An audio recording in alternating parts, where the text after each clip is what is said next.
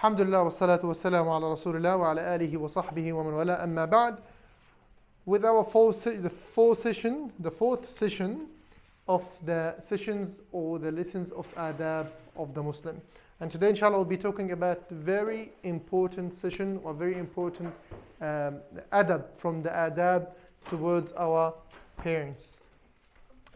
As you're aware of, many ahadith, many verses in the Quran talking about the importance of being good and respectful to our parents. And in this book today we'll be going through inshallah this chapter. Allah subhanahu wa ta'ala, He says in the Quran, وَاعْبُدُوا اللَّهَ وَلَا تُشْرِكُوا بِهِ شَيْئًا وَبِالْوَالِدَيْنِ إِحْسَانًا.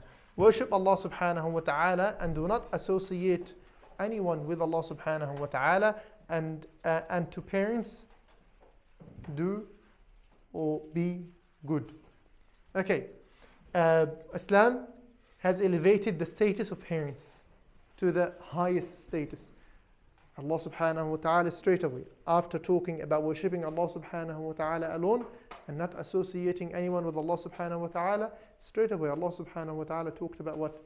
Being good to our parents. And that is high, very, very high status towards our parents. We'll go through some adab, etiquette, manners towards our parents. A Muslim believes in his parents' right upon him, and that they are the most worthy of his considerations, and that a mother has more rights than a father in a life of the Muslim. And Nabi sallallahu alayhi wa sallam, a man came to him and he said to him, listen to this words. قال من أحق الناس بحسن صحبتي بحسن صحابتي قال أمك قال ثم من قال أمك قال ثم من قال أمك قال ثم من قال أبوك. Abu Hurairah radiallahu anhu narrated that a man came to Nabi sallallahu alayhi wa sallam and asked him a question, which is this hadith very famous and all of us aware of it. We know it. قال, who among the people is the most deserving of my good companionship? قال, he responded back, my mother. And the question being repeated again, and the same answer, your mother. And the question being repeated again, third time, your mother. And lastly was the father. And then, whom? قال, he said, your father. This is our belief. In Islam, we believe the mother has more rights than the father, and both of them, they have rights towards us. Number 2, showing love, mercy, and keeping them happy and comfortable, seeking their pleasure and praying for them, spending time with them as much as possible. All of that is the right of our parents towards us, and this manners and etiquette we should show towards our parents.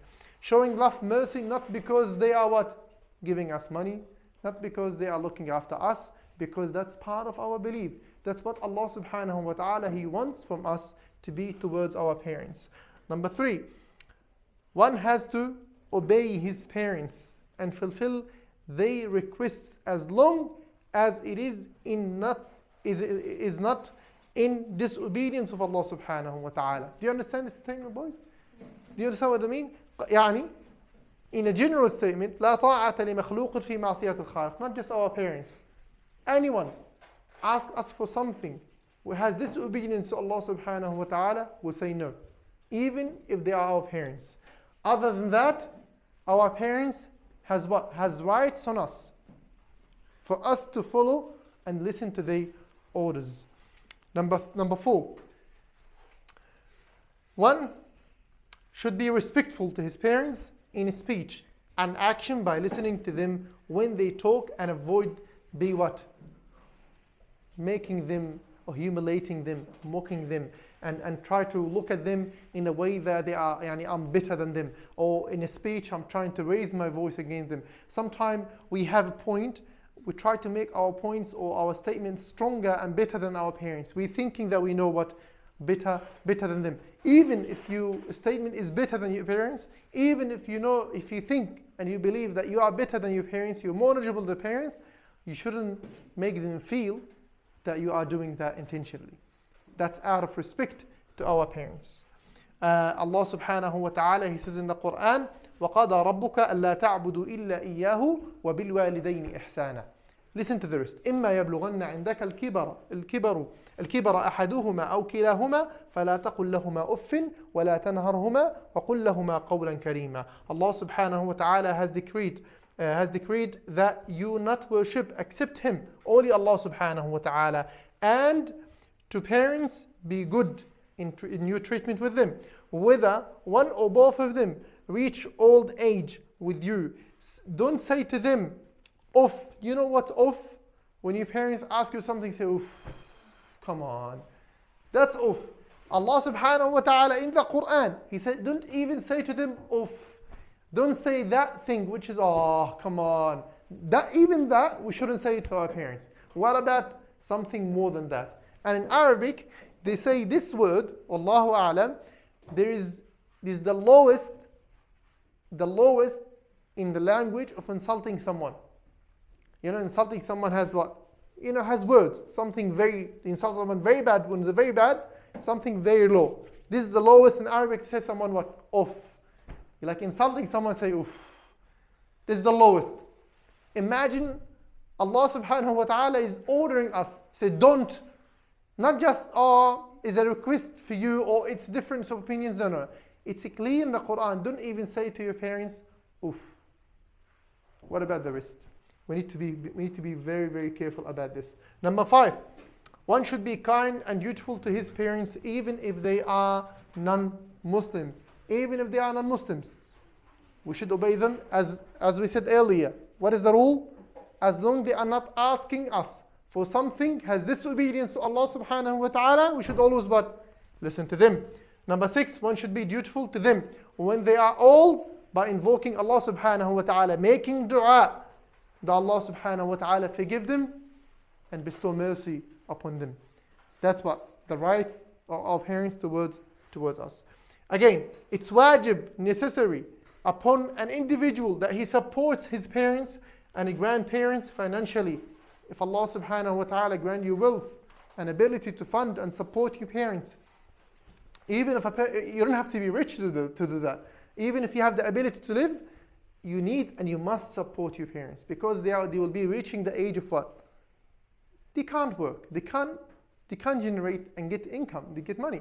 So it's your responsibility, because now they are looking after you. But we are not doing that because now they are looking after you. We are doing that because Allah subhanahu wa ta'ala is ordering us to do that. See how it works. We are doing the good things not because we are paying back. So Allah subhanahu wa ta'ala, He wants us to be good towards our parents. Okay, number 8, being dutiful to our parents after their death. Even after they passed away, after their death, we need to be good to them.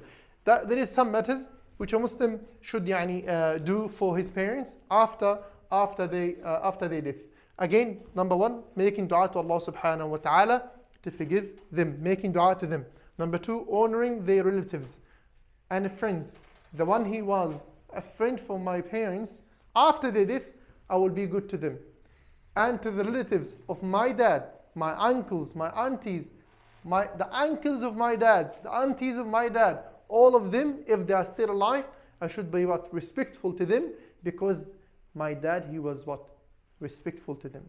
So I will do the job of my dad when he was alive, and that's part of our role after. May Allah subhanahu wa ta'ala give our parents long life.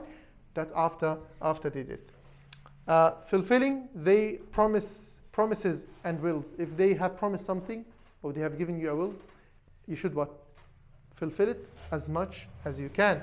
Giving charity on their behalf. That's something also. Something Nabi Sallallahu Alaihi Wasallam requested us and asked us to do. جاء رجل, listen to this story. A man came to Nabi Sallallahu Alaihi Wasallam, and we'll end this one with it.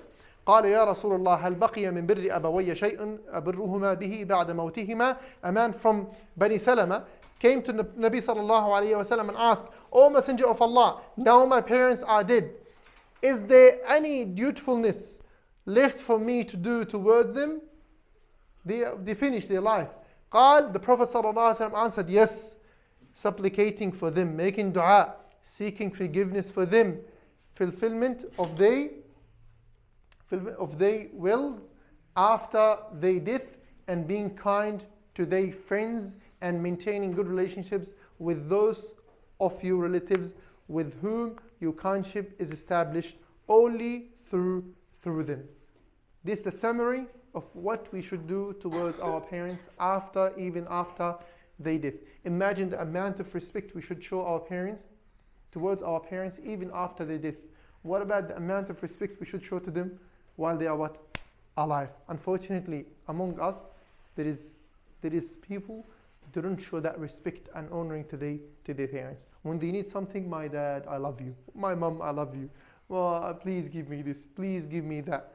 But when they are at a time of no need of something, oh, I'm sick of this. I'm sick of this house. I'm sick of you. Oh, do this, don't do this, do this, do that. Remember, number one, what we are doing towards our parents, because Allah subhanahu wa ta'ala, He wants us to be like that towards them. Number one. Number two, as much you're trying to be respectful to them, you still haven't given, you keep this in mind, you haven't given them actually their rights. They still have more rights than that. Because the amount of time your mom and dad have spent for you when you was a baby, I don't think you can pay it back. If you spend the whole of your life doing whatever they want, you're not going to give them the appreciation of their time, efforts and wealth they have spent for you. So always be respectful to the parents and never ever make them upset or angry at you. May Allah subhanahu wa ta'ala reward you guys, and to see inshallah next week or next session inshallah. Assalamu alaikum wa rahmatullahi wa barakatuh, and have a good holiday inshallah.